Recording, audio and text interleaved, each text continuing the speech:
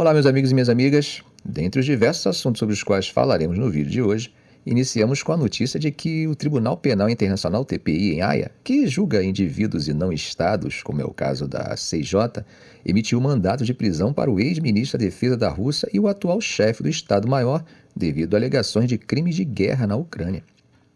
Estamos falando de Sergei Shoigu, ex-ministro da Defesa, e Valery Gerasimov, chefe do Estado-Maior das Forças Armadas Russas. Eles são acusados de dirigir ataques contra alvos civis e de causar danos excessivos a civis e objetos civis. Além disso, enfrentam acusações de crimes contra a humanidade. Então, gente, o TPI emitiu esses mandatos, mas a verdade é que será difícil executá-los, isso pelo fato de que Shoigu e Gerasimov estão na Rússia. E a Rússia, como vocês já sabem, não é parte do TPI. Mas aí você pode dizer, o crime foi contra a Ucrânia, e a Ucrânia também não é signatária do Estatuto de Roma. Então, o TPI não tem jurisdição nessa questão. Olha, você está coberto de razão. Realmente, em uma situação como essa, não há jurisdição. No entanto, a Ucrânia já se manifestou anteriormente concedendo jurisdição ao tribunal para julgar crimes de guerra ocorridos em seu território desde 2022. Bom, como vocês lembram, inclusive fiz um vídeo falando sobre isso na época, Shoigu foi removido do cargo de ministro da Defesa no mês passado, mas ainda ocupa uma posição importante como chefe do Conselho de Segurança da Rússia. E não é a primeira vez que vemos o TPI agir assim. Ele já havia emitido mandado de prisão para Vladimir Putin e Maria Lvova-Belova, que era acusada de promover deportação forçada de crianças ucranianas para a Rússia. Claro que Putin nega.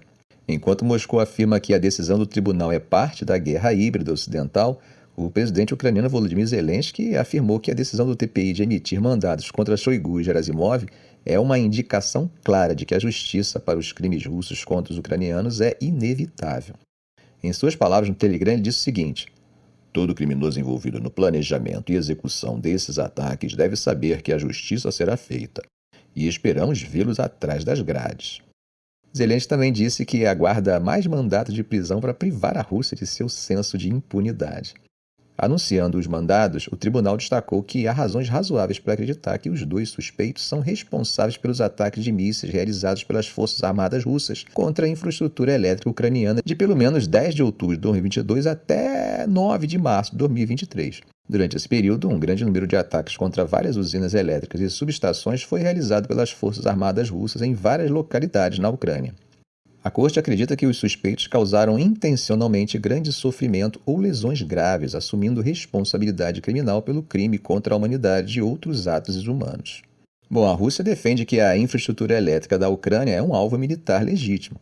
No entanto, esses ataques realmente têm causado apagões contínuos em toda a Ucrânia, ameaçando o fornecimento de aquecimento à população durante o inverno, quando as temperaturas caem abaixo de zero. Zelensky declarou recentemente que mais da metade da geração de energia da Ucrânia foi danificada ou destruída, o que acabou resultando nos piores apagões desde o início do conflito em 2022. O tribunal concluiu que os ataques foram dirigidos contra objetos civis. E para aquelas instalações que poderiam ter qualificado como objetivos militares no momento relevante, o dano civil incidental esperado teria sido claramente excessivo em relação à vantagem militar antecipada. Bom, gente, saindo da Ucrânia, mas ainda no assunto, vamos falar de algo que pode trazer grandes mudanças na guerra entre Rússia e Ucrânia, apesar de aparentemente não passar de discurso de alguém que não detém, bom, ao menos por enquanto, nenhum poder efetivo. Bom, vamos lá. 2 conselheiros importantes de Donald Trump apresentaram a ele um plano para acabar com a guerra se ele vencer a eleição presidencial de 5 de novembro. O plano envolve dizer à Ucrânia que ela só receberá mais armas dos Estados Unidos se entrar em negociações de paz. Ao mesmo tempo, os Estados Unidos avisariam Moscou que qualquer recusa em negociar resultaria em um aumento do apoio americano à Ucrânia. O oficial da reserva Kate Kellogg, um dos conselheiros de segurança nacional de Trump, explicou essa estratégia em uma entrevista. Ele e Fred Fleitz, que também foi chefe de gabinete no Conselho de Segurança Nacional durante a presidência de Trump, propõe um cessar-fogo baseado nas linhas de batalha prevalecentes durante as negociações de paz. Fleitz mencionou que Trump reagiu favoravelmente ao plano, embora não tenha concordado com todos os detalhes. Não estou dizendo que ele concordou com isso ou com cada palavra, mas ficamos satisfeitos com o feedback que recebemos. Trump, segundo seu porta-voz Steven Chung, afirmou que apenas declarações feitas por Trump ou membros autorizados por sua campanha devem ser consideradas oficiais. Essa estratégia apresentada por Kellogg e Fleitz é a mais detalhada até agora por associados de Trump. que, como vocês lembram, afirmou que resolveria rapidamente a guerra na Ucrânia se vencesse o atual presidente Joe Biden na eleição de 5 de novembro, embora ele não tenha na época explicado como faria isso. Gente, essas propostas podem representar uma grande mudança na posição dos Estados Unidos sobre a guerra e enfrentaria oposição de aliados europeus e dentro do próprio Partido Republicano de Trump. O Kremlin disse que qualquer plano de paz proposto por uma possível futura administração Trump teria que refletir a realidade no terreno, mas que o presidente Vladimir Putin permanece aberto a negociações. Veja o que Dmitry Peskov falou sobre isso. O valor de qualquer plano reside nos nuances em levar em conta o estado real das coisas no terreno. O presidente Putin repetidamente disse que a Rússia estava e continua aberta a negociações, levando em conta o estado real das coisas no terreno.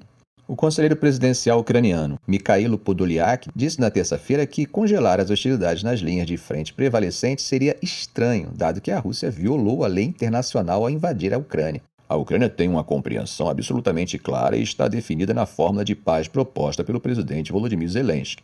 Está claramente afirmado lá. A paz só pode ser justa e só pode ser baseada no direito internacional. O Conselho de Segurança Nacional da Casa Branca afirmou que a administração Biden não forçará a Ucrânia a negociar com a Rússia. Veja o que Adrienne Watson, porta-voz do NSC, disse sobre isso.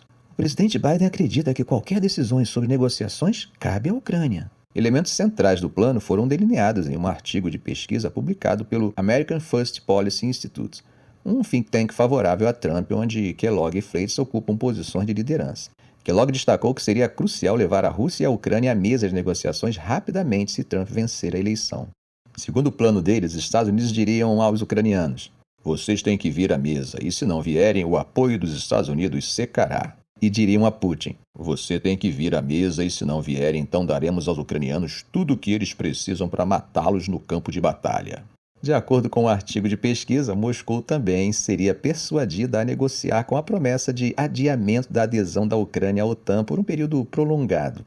Fritz afirmou que a Ucrânia não precisaria ceder formalmente território à Rússia sob o plano deles. Ainda assim, ele disse que a Ucrânia provavelmente não recuperará controle efetivo de todo o seu território a curto prazo.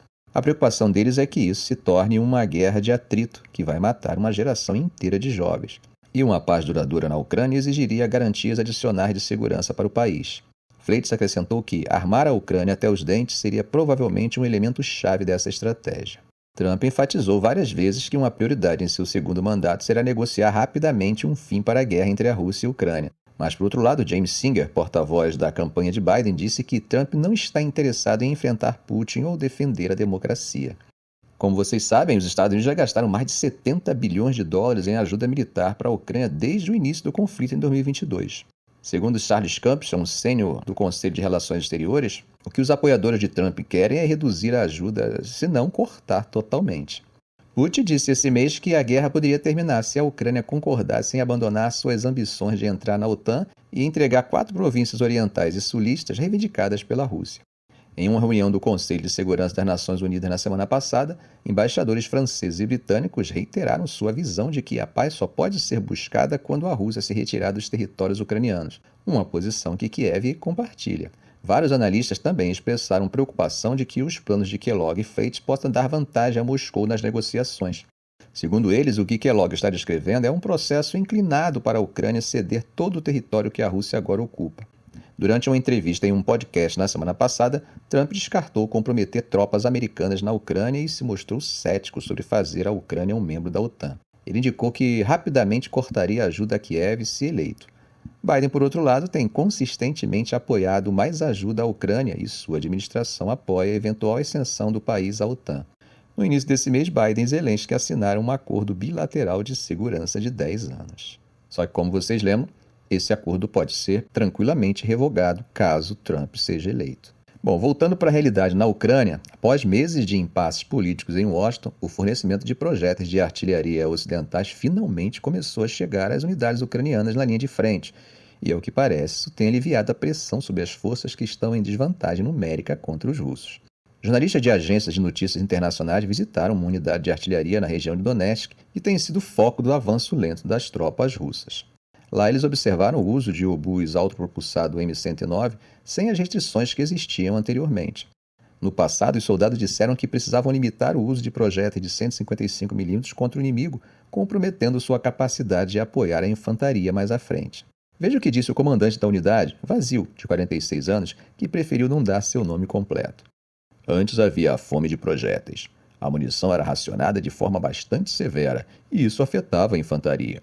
Os russos se aproximavam de todos os lados, o que prejudicava nossos soldados. Agora não há mais fome de projéteis e estamos trabalhando bem. Desde o início da guerra em fevereiro de 2022, a demanda por projéteis de artilharia disparou. Os aliados ocidentais de Kiev têm esgotado seus próprios estoques para enviar munições à Ucrânia, onde milhares de projéteis são necessários todos os dias. Agora um novo influxo começou a chegar a unidades como a de Vasil, após o Congresso dos Estados Unidos encerrar meses de atrasos e aprovar um pacote de ajuda de 61 bilhões de dólares. Mas para o Olê de 39 anos, artilheiro da mesma unidade, o problema não é apenas a munição. A Ucrânia lançou uma grande campanha de mobilização que espera reabastecer suas forças esgotadas nos próximos meses. Vasil está mais confiante enquanto prepara o obus para mais uma ação. Convencido de que a Ucrânia prevalecerá sobre os invasores russos, ele descarta as recentes investidas diplomáticas do líder do Kremlin, Vladimir Putin, e suas promessas de cooperação com a China e a Coreia do Norte. Veja o que ele disse.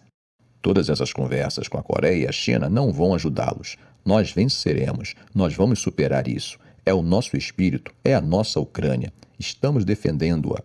Nós vamos superar a qualquer preço. Vamos vencer. Bom, gente, mas como andam os avanços no campo de batalha? Bom, parece que tem notícias boas e ruins para ambos os lados em conflito. Recentemente, as forças russas avançaram na direção de Siversk em meio aos ataques terrestres contínuos na área no dia 24 de junho. Imagens geolocalizadas publicadas no dia 24 de junho mostram elementos do 119º Regimento Aerotransportado de Guardas Russos hasteando uma bandeira russa no sudeste de Rozdolivka, ao sul de Siversk. Além disso, as forças russas avançaram também na direção de Toretsk. Nesse caso, imagens geolocalizadas publicadas no dia 24 de junho indicam que as forças russas avançaram a leste de Druzhba, ao nordeste de Toretsk. O Estado-Maior-Geral ucraniano relatou que as forças russas atacaram perto de Pivishchine, Pividene e New York, ao sul de Toretsk. Tudo isso também no dia 24 de junho. Por outro lado, as forças ucranianas contra-atacaram e recentemente recuperaram algumas posições táticas ao nordeste da cidade de Kharkiv. Imagens geolocalizadas publicadas no dia 24 de junho mostraram forças ucranianas em confronto com as forças russas no nordeste de Vovchansk, indicando que as forças ucranianas recuperaram posições limitadas ao longo da rua Kiloboroba.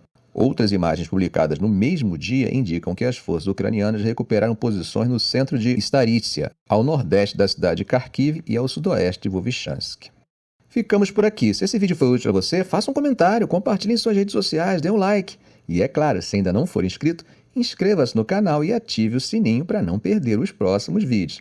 Ok, gente? Um grande abraço do professor Arão Alves.